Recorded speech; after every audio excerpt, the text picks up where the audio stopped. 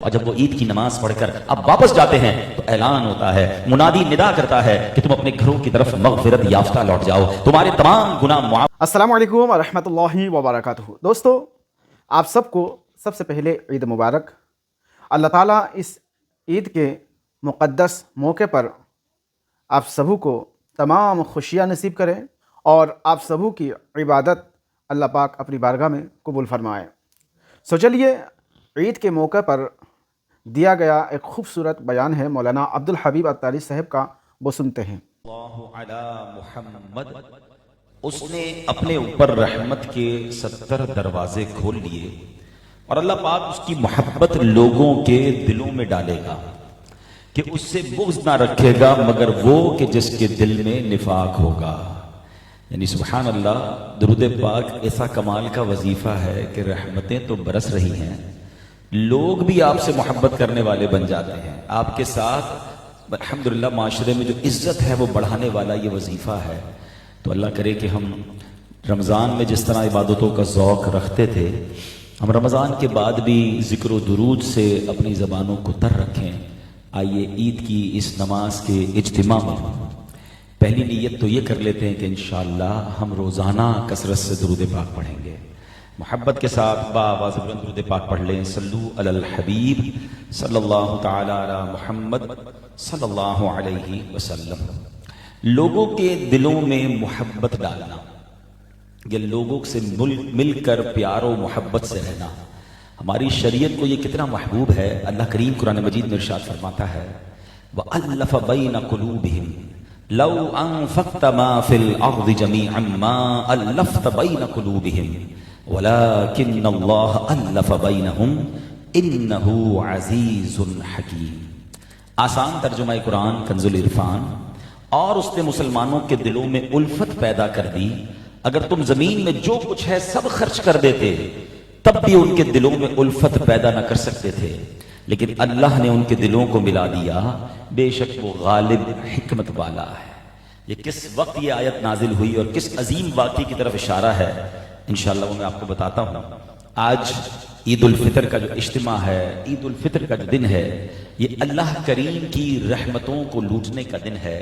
حدیث پاک میں آتا ہے کہ جب عید کے دن کی صبح ہوتی ہے، میں آج اس وقت جو صبح ہوئی ہے ایگزیکٹلی یہ حدیث اسی صبح کے بارے میں کس خوبصورت انداز میں ڈسکرائب کرتی ہے کہ سرکار دو عالم علیہ السلام فرماتے ہیں کہ جب عید کی صبح ہوتی ہے تو اللہ پاک اپنے معصوم فرشتوں کو تمام شہروں میں بھیجتا ہے، جب اور وہ فرشتے زمین پر تشریف لا کر سب گلیوں اور راہوں میں کھڑے ہو جاتے ہیں۔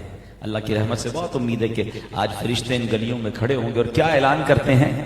اعلان کرتے ہیں اے امت محمدیہ صلی اللہ علیہ وسلم، اس رب رحیم کی بارگاہ کی طرف چلو جو بھلائی کے ذریعے احسان کرنے اور اس پر اجر عظیم عطا فرمانے والا ہے۔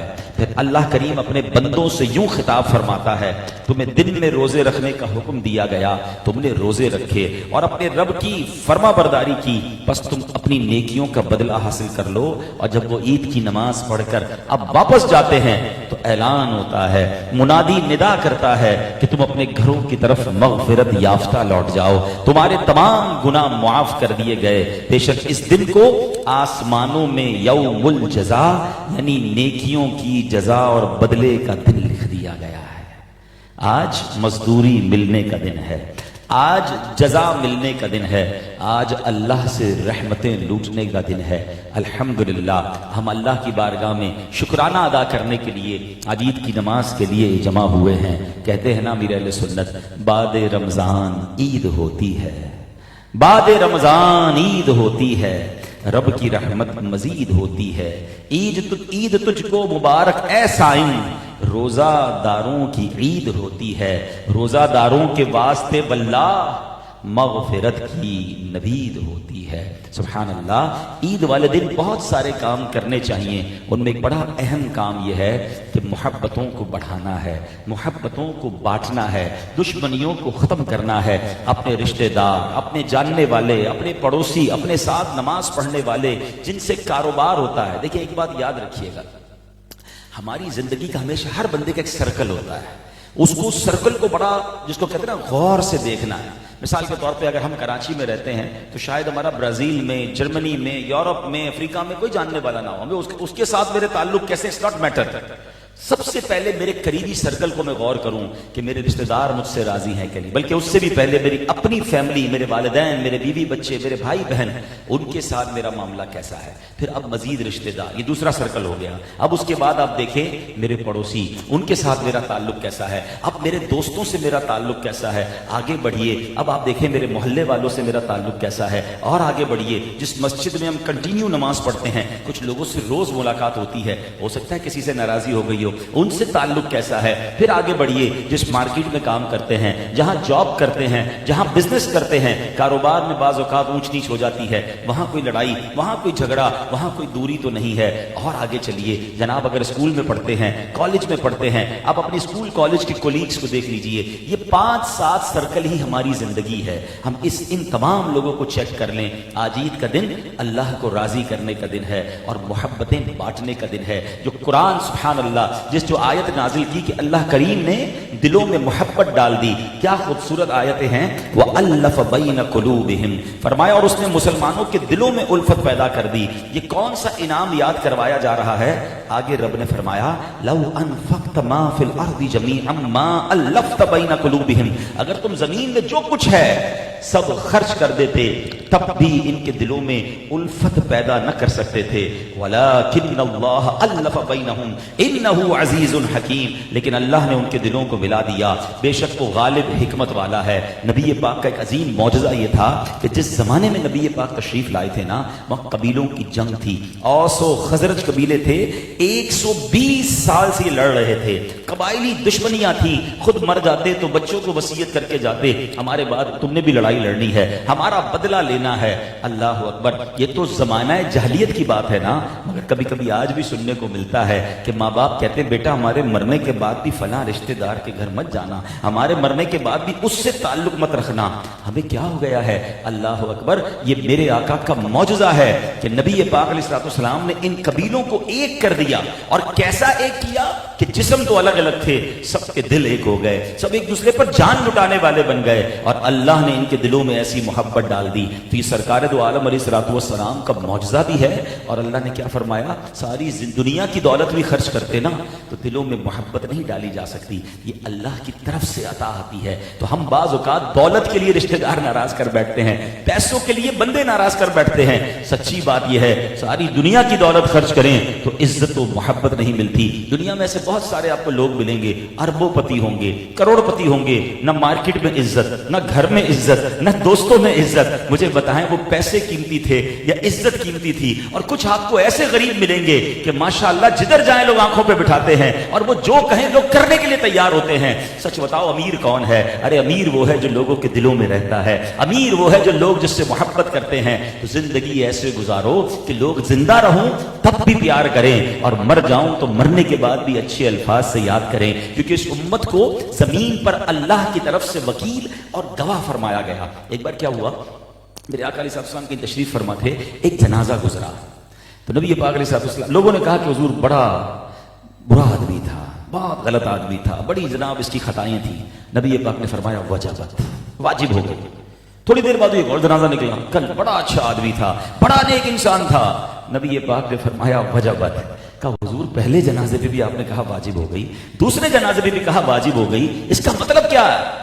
اللہ کے حبیب علیہ السلام فرماتے ہیں جب تم لوگوں نے کہا یہ بندہ اچھا نہیں تھا، یہ مرنے کے بعد بھی لوگ اس کی برائیاں کر رہے ہیں، تو اس پر جہنم واجب ہو گئی۔ اور جس بندے کے مرنے کے بعد لوگوں نے کہا بڑا اچھا انسان تھا، بڑا نیک شخص تھا، لوگوں سے بڑی محبت سے ملتا تھا، سبحان اللہ، آقا فرماتے ہیں اس پر جنت واجب ہو گئی۔ اور وہ تاریخی جملہ میرے آقا نے فرمایا کہ تم اس زمین پر اللہ کے گواہ ہو، یہ امت اللہ کی طرف سے گواہ ہے۔ اب غور یہ کرنا ہے کہ میرے بارے میں لوگ باتیں کیا کرتے ہیں، میرا برتاؤ لوگوں کے ساتھ کیا ہے، میں محبتیں بانٹ رہا ہوں یا ہر کسی سے لڑائی جھگڑے ہیں، ہر کسی سے رشتہ داریاں کاٹی ہیں۔ ارے یہ تو زمانہ جاہلیت کی باتیں تھی کہ اس سے نہیں ملیں گے، بدلہ لیں گے، ہم کسی طرح جناب کسی سے ریونج لیں گے۔ عید کے دن بھی ایسے بھائی بہن ہوں گے، عید کے دن بھی ایسے رشتہ دار ہوں گے، عید کے دن بھی ایسے دوست ہوں گے جو ایک دوسرے کو عید مبارک نہیں کہیں گے۔ بتاؤ نا یہ کیسی عید ہے؟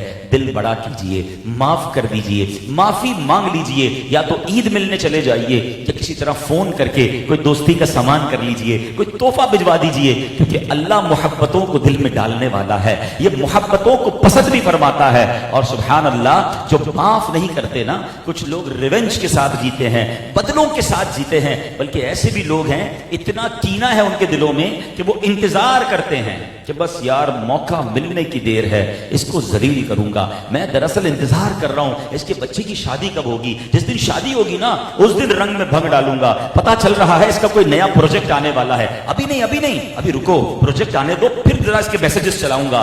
अल्लाह अकबर। यानी आप किसी मुसलमान से रिवेंज की आग में जल रहे हैं और दूसरी तरफ तमन्ना क्या कर रहे हैं कि अल्लाह मेरे सारे गुनाह माफ कर दे, अल्लाह मेरी सारी खताएं माफ कर दे।